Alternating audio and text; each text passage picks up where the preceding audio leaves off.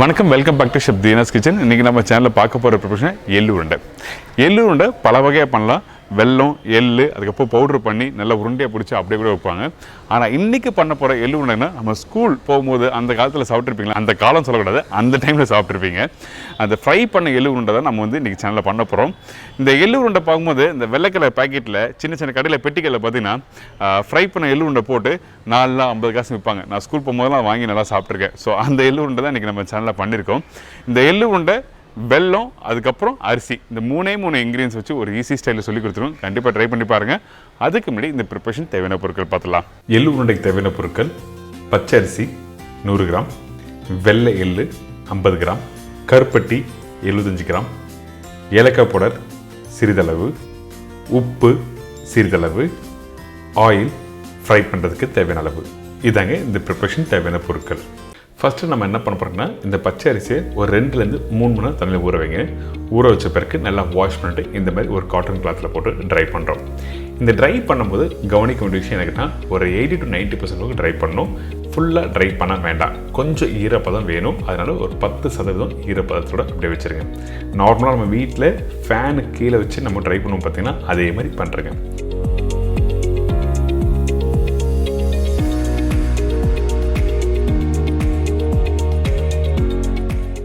இப்போ ட்ரை ஆகிடுச்சு பார்த்தீங்களா. இந்த இடத்துல இப்போ கையில் எடுத்தீங்கன்னா உங்களுக்கு அந்த ஈரப்பதம் தெரியணும். அதே டைமில் இந்த அரிசியை கையில் எடுத்து க்ரஷ் பண்ணினா இந்த மாதிரி உடையணும். அதாவது நொய் அரிசியோடைய பார்த்திங்கன்னா அந்த மாதிரி பக்குவத்துக்கு கரெக்டாக இருக்கணும்.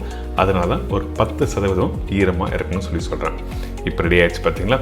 இதை அப்படியே எடுத்து நம்ம பவுடர் பண்ண போகிறோம். நீங்கள் நார்மலாக வீட்டில் புட்டுக்கு, இடியாப்பத்துலாம் யூஸ் பண்ணி பார்த்தீங்கன்னா அந்த மாதிரி பக்குவத்தில் தான் நீங்கள் அரைக்க போகிறீங்க. வேறு எந்த ஒரு காம்ப்ளிகேட்லாம் எதுவுமே இல்லை, ரொம்ப ஈஸி தான். ரெடிமேட் பாக்கெட் பவுடர் வாங்கி யூஸ் பண்ணலாமா கேட்டிங்கன்னா பண்ணலாம் கண்டிப்பாக. ஆனால் ஃப்ரெஷ்ஷாக இந்த மாதிரி ஊற வச்சு அரைச்சி அதுக்கப்புறம் பண்ணுற ஒரு பக்குவம் தனியான ஒரு ஸ்டைல். அதனால தான் இந்த மாதிரி பண்ண சொல்கிறேன். எப்பவுமே என்னோடய சஜஷன் இந்த மாதிரி பண்ணுறது தான் நல்லது. இப்போ நல்லா பவுடர் பண்ணியிருக்கோம். இதுக்கப்புறம் நல்லா ஜலிச்சிருங்க. ஃபைன் பவுடர் மட்டும் தான் யூஸ் பண்ண போகிறோம். கொஞ்சம் குறைன்னு இருந்தால் கூட திருப்பியும் போட்டு நீங்கள் அரைச்சிக்க வேண்டியதான். இப்போது ரெடி ஆகுது.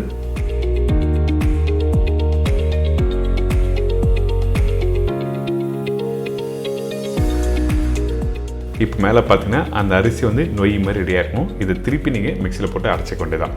நீங்கள் ஜலிக்கும் போது அரிசி மாவு ஜலிக்கிற ஜலடியில் பண்ணலாம். அப்படிலாம் இந்த மாதிரி டபுள் ஸ்ட்ரெயின் வச்சு நீங்கள் ஜலிச்சிங்கன்னா மாவு நல்லா ஃபைன் பவுடராக ரெடி ஆகிடும். இப்போ ரெடி ஆகிடுச்சு பார்த்தீங்களா. இந்த அளவுக்கு நல்லா ஃபைனாக பவுடர் ரெடியாக இருக்கணும். இதுக்கு பிறகு நம்ம என்ன பண்ண போகிறோம் கேட்டிங்கன்னா, டைரெக்டாக இந்த எள்ளை வறுத்து யூஸ் பண்ண போகிறோம். வறுக்குன்னா ரொம்ப நேரம் வறுக்கக்கூடாது. ஜஸ்ட் லைட்டாக ஒரு செகண்ட் அந்த பேனில் போட்டு டாஸ் பண்ணிவிட்டு அதுக்கப்புறம் டைரெக்டாக இந்த ப்ரிப்பரேஷன் யூஸ் பண்ணிக்கலாம்.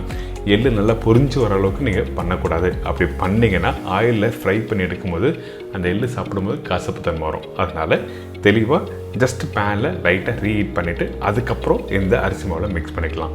அடுத்தது இந்த கருப்பட்டியை கொஞ்சமாக தண்ணி ஆட் பண்ணி கொஞ்சம் லைட்டாக மெல்ட் பண்ணுறோம். எதுக்காக இப்படி பண்ணுறோம் கேட்டோன்னா, இந்த கருப்பட்டியில் மண் எதுனா இருந்ததுன்னா க்ளீன் பண்ணுறதுக்காக இந்த மாதிரி மெல்ட் பண்ணுறோம். வேறு எதுவுமே இல்லை. இந்த இடத்துல வெல்லம் யூஸ் பண்ணலாமா கேட்டிங்கன்னா, வெல்லம் தனி டேஸ்ட்டு, கருப்பட்டி தனி டேஸ்ட்டு. அதனால தான் கருப்பட்டி மட்டும் யூஸ் பண்ண சொல்கிறேன். இப்போ கொஞ்சமாக தண்ணி ஆட் பண்ணுங்கள். அதிகமான தண்ணி வேண்டாம். வேணும்னா மாவு மிக்ஸ் பண்ணும்போது தண்ணி மிக்ஸ் பண்ணி நீங்கள் மாவு ரெடி பண்ணலாம், அதாவது டோ ரெடி பண்ணலாம் சொல்கிறேன். இப்போ இந்த கருப்பட்டி நல்லா மெல்ட்டாக இருக்குது. இந்த இடத்துல நம்ம என்ன பண்ணுறோம்னா, அப்படியே எடுத்து ஸ்டெயின் பண்ண வேண்டியதான்.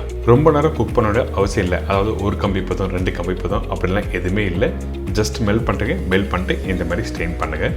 மேலே உள்ள அழுக்கு எல்லாத்தையும் எடுத்துகிட்டு இந்த மாதிரி சிரப்பு ரெடி ஆகணும். அதாவது கருப்பட்டி சிரப்பு ரெடி ஆகிடுச்சு பார்த்தீங்களா. இப்போ டைரெக்டாக நம்ம என்ன பண்ண போனால் டோ ரெடி பண்ண போகிறோம். பச்சரிசி மாவு, அதுக்கப்புறம் எள்ளு, வெல்லம், தண்ணி கொஞ்சம் ஆட் பண்ணி எல்லாத்தையும் மிக்ஸ் பண்ணிட்டு டோ ரெடி பண்ணுறோம். இந்த டோ ரெடி பண்ணும்போது உங்களுக்கு காமிக்கிறேன் எப்படி பண்ணுறது சொல்லிட்டு. இப்போது ஒரு பிஞ்சு சால்ட் ஆட் பண்ணியிருக்கேன். அதிகமான சால்ட் வேண்டாம், அந்த இனிப்பு தன்மையை எடுத்து கொடுக்க தான் சால்ட் ஆட் பண்ணியிருக்கோம்.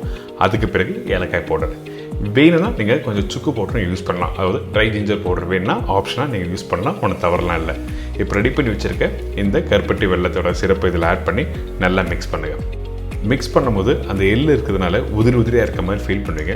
கொஞ்சம் லைட்டாக தேவையானதுக்கு தண்ணி தெளிச்சுட்டு பண்ணிங்கன்னா அந்த டோ ரெடி ஆகிடும். அதாவது வீட்டில் எப்படி சப்பாத்தி மாவு ரெடி பண்ணுவீங்க அந்த மாதிரி பக்குவத்தை ரெடி பண்ணணும்.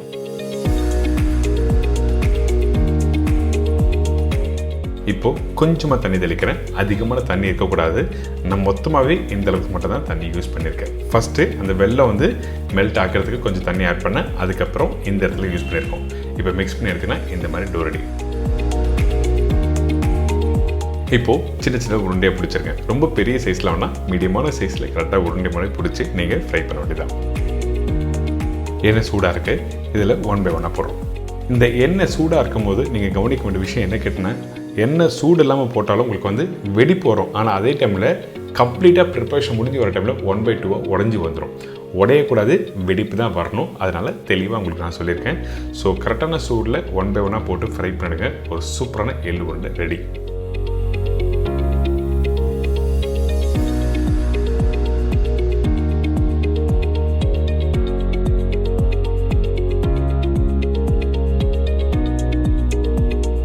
பார்த்தீங்களா, இந்த எள்ளு உருண்டை பார்க்குறதுக்கு சூப்பராக இருக்குல்ல.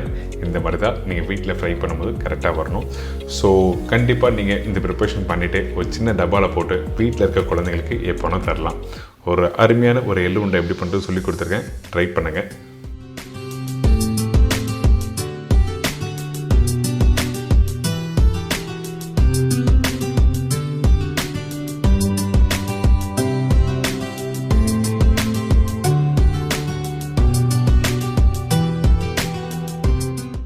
எனக்கு இந்த எள்ளு உருண்டை எப்படி பண்ணுறது எல்லாருக்கும் தெரிஞ்சிருக்கும்ல. கண்டிப்பாக ட்ரை பண்ணி பாருங்கள். நம்ம வீட்டில் நிறைய ஸ்நாக்ஸை நம்ம சேனல் மூலமாக சொல்லி கொடுத்துருக்கேன் பண்ணுறதுக்கு. இன்றைக்கி எள்ளு உருண்டை எப்படி பண்ணுறது சொல்லி கொடுத்துருக்கோம். ஈஸி மெத்தட்லாம், ரொம்ப கஷ்டப்பட வேண்டியதுனால கண்டிப்பாக ட்ரை பண்ணுங்கள். மறக்காமல் ஃபீட்பேக் கொடுங்க. இதே மாதிரி நாளைக்கு இன்னொரு ரெசிபி சந்திக்கிறேன். நன்றி, வணக்கம். See you, bye, take care.